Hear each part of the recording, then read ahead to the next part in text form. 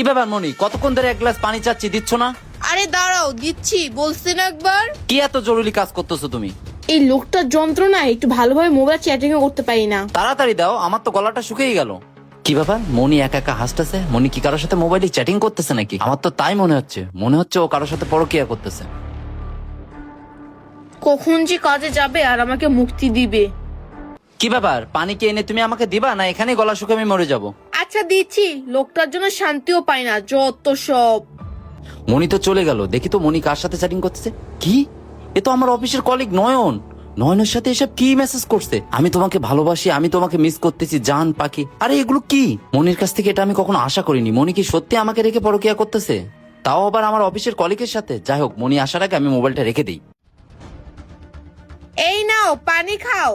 আর বুঝি না তুমি মেয়েদের মতন ঘরে বসে কি করো? তুমি কি কাজ কামে যেতে পারো না? আর বাসে থাকলে এটা করো ওইটা করো, শুধু বলতেই থাকো। আমি কি চাকরানি নাকি যত সব কাজের অর্ডার দাও? চোরের মার বড় গলা, একে পরকীয়া করতেছস আবার ভাবও নইতাছস। দাঁড়া, তোকে একটা শিক্ষা দিতে হবে। আরে ও দেখে আমাকে আই লাভ ইউ বলছে। আচ্ছা ঠিক আছে মনি, গ্লাসটা নাও, তাহলে আমি কাজে যাচ্ছি। আর পারলে ঘরটাকে একটু গুছাই রেখো। আচ্ছা আচ্ছা যাও, যাওয়ার আগে আমার কাজে খুঁড় ধরতে হবে না, যত সব কোথাকার। এখন তো রশিদ চলে গেছে, এখন আমি নয়নের সাথে খুব ভালোভাবে চ্যাটিং করতে পারবো, আর ওকে আমি অনেক সময়ও দিতে পারবো। তাড়াতাড়ি করে ওকে রিপ্লাইটা দিই, I love you too baby.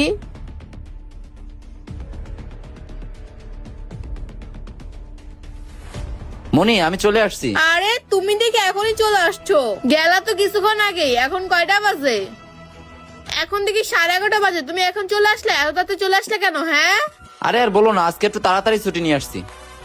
আর আমাদের অফিসের কলিগ আছে না নয়ন, ও তোমার হাতের রান্নার প্রশংসা করে অনেক। আমি ভাবতেছি আজকে লাঞ্চে ওকে আমাদের বাসায় দাওয়াত করব। তুমি কি বলো? কি বলো? উনি আমার হাতে রান্নার প্রশংসা করছে? তুমি তো কোনোদিন আমার হাতে রান্নার প্রশংসা করলা না। আচ্ছা আচ্ছা, তুমি তাকে আসতে বলো, আমি তার জন্য অনেক কিছু ভালো মন্দ রান্না করব।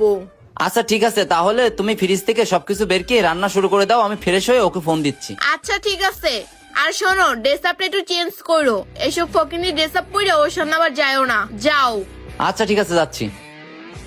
আরে নয়ন তো আমার হাতে রান্নার প্রশংসা করছে, ওর জন্য আমি ভালো মন্দ অনেক কিছু রান্না করবো। তাড়াতাড়ি করে ফ্রিজ থেকে মাংস বের করে নেই। নেন নয়ন সাহেব খান, আপনার ভাবি রান্না বসাইছে। আরে ভাই, কি দরকার ছিল এগুলো করা? আমি তো জাস্ট আপনার বাসায় একটু আসতেই চাইছিলাম। আর ভাবির খাবারের প্রশংসা করতে দেখে বাসায় দাও তো দিয়ে দিলেন। ভাবি আপনিও নেন। আরে না ভাই, আপনি খান তো। আর আপনার জন্য আমি লুডুস গুলো রান্না করছি, আর আপনার জন্য ভালো মন্দ রান্না করতেছি। গ্যাস কম তো, তাই সময় লাগতেছে। আপনি আবার কিছু মনে করেন না। আচ্ছা ভাবি, ঠিক আছে, এত কষ্ট করার দরকার ছিল না। আচ্ছা আমি ওয়েট করতেছি। আসলে অত সামনে তো অনেক সুন্দর। আচ্ছা মনি, ভাই আপনি খাওয়া দাওয়া করেন। আসলে আমি কোল্ড ড্রিঙ্কসটা আনতে ভুলে গেছি, কোল্ড ড্রিঙ্কসটা আমি গিয়ে নিয়ে আসি। ঠিক আছে ভাই, আপনি খাওয়া দাওয়া করেন। আচ্ছা ঠিক আছে, যাও, তাড়াহুড়া করার দরকার নাই, ভালোটাই নিয়ে আইসো, আস্তে ধীরে। রশিদ চলে গেলে নয়নের সাথে একটু রোমান্স করতে পারবো। আচ্ছা ঠিক আছে, পাঁচতলাতে উঠতে নামতে তো একটু সময় লাগবে।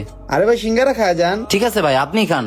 আচ্ছা, উনি চলে গেছে, ভালো হয়েছে। এখন আমি মনির সাথে একটু পার্সোনাল সময় দিতে পারবো। হাই সোনা, দূরে কেন, কাছে আসো না।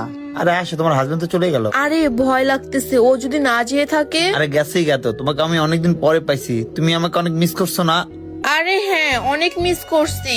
আর শোনো না, আমি না চুলাপাড়ে কি জানি রেখে আসছি, আমি তো দেখে আসি। আরে দাঁড়াও না। আরে যাও তো। আরে দাঁড়াও। রশিদ ভাই, ভাবির হাতের রান্না সেই। আর আপনাকে অনেক ধন্যবাদ যে আপনি আমাকে এখানে নিয়ে আসছেন। আর ভাবি, আপনাকে অনেক ধন্যবাদ যে আপনি আমার জন্য এত কষ্ট করে রান্না বান্না করছেন। আমি তৃপ্তি ভরে খেয়েছি। আরে না ভাই, আপনি আসছেন এতে আমি অনেক খুশি। আর আমি তো রশিদকে প্রায়ই বলি, তুমি তোমার অফিসের কলিগদের আমাদের পাশে নিয়ে আসো দাওয়াত করে। আচ্ছা ঠিক আছে ভাবি, তাহলে এখন আমি আসি। আর রশিদ ভাই ভালো থাকেন, আমি কিন্তু আবার আসবো। ঠিক আছে, আবার এসেন ভাই। আচ্ছা আসি, ওকে একটা ইশারা দিয়ে দিই। যাই হোক, এবার মনির খবর আছে। কি ব্যাপার রশিদ, তোমার কি হয়েছে? তোমাকে দেখে মনে হচ্ছে তোমার মনটা অনেক খারাপ, এবং কি খাবার অনেক কম খাইলা। আচ্ছা, তোমার কি নয়ন সাহেবের সাথে কোনো ঝামেলা হয়েছে? না, নয়ন সাহেবের উপরে আমার কোনো রাগ নেই। আচ্ছা দাঁড়াও, তোমাকে আমি একটা জিনিস দেখাই। লকটা খুলে দেই ফোনের। এই ভিডিওটা দেখো। তো কি ভিডিও? আরে এটা দেখি নয়ন তখন আমাকে কিস করছিল, এই ভিডিও ওর ফোনে কিভাবে আসলো? কি ব্যাপার, তুমি চুপ হয়ে গেলে কেন? এখন কোনো কথা নেই তোমার মুখে? আচ্ছা, এই ভিডিওটা তুমি কখন করলা? কখন করলাম শোনো তাহলে। যাই হোক, ওরা দুইজনের দিকে তাকিয়ে আছে, মোবাইলটা এখানে সুন্দর করে থুয়ে যায়, তাহলে আর বুঝতে পারবে না। এই ঘটনাই ঘটছিল আর সবকিছু রেকর্ডই আছে এই মোবাইলে। তুমি যেটা নিজের চোখে দেখলা, এখন তো আর মিথ্যে কথা বলতে পারবা না। কি ব্যাপার, এখনো তুমি চুপ হয়ে আছো কেন? এটার কৈফিয়ত তুমি আমাকে দিবা। আমার অফিসের কলিগের সাথে তুমি পরকীয়া করতেছো। যাই হোক মনি, আমি তোমার কাছে কখনো এটা আশা করিনি। তোমাকে আমি কি না দিয়েছি, সবকিছু তোমাকে আমি দিয়েছি। কি অভাবে রাখছি তোমায়, তারপরে তুমি কিভাবে এটা আমার সাথে করলা? রশিদ প্লিজ তোমাকে মাফ করে দাও, আসলে আমার ভুল হয়ে গেছে, আমি ভুলে এই কাজটা করে ফেলছি। নেক্সট টাইম থেকে আমি এরকম অন্যায় কখনো করবো না, প্লিজ মাফ করে দাও। তোমার কোনো মাপ নেই, দাও আমার ফোন। তোমার বাবা মাকে আমি এক্ষুনি ফোন দিচ্ছি, তোমাকে আমি আজই ডিভোর্স দিয়ে দেবো। রশিদ প্লিজ এমন করো না। চুপ।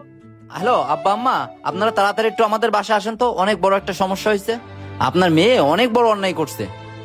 বন্ধুরা, আমাদের এই সমাজে পরকীয়া সম্পর্কটা একটু বেড়েই যাচ্ছে। একটা কথা মনে রাখবেন, পরকীয়া করলে এটা একটা পাপ, এই পাপের কখনো মাফ হয় না এবং এই পাপের শাস্তি অবশ্যই পেয়ে থাকে। এই ভিডিওটা ভালো লাগলে লাইক শেয়ার কমেন্টস করতে ভুলবেন না। ধন্যবাদ সবাইকে ভিডিও দেখার জন্য। নতুন কেউ থাকলে আমাদের ফলো করবেন।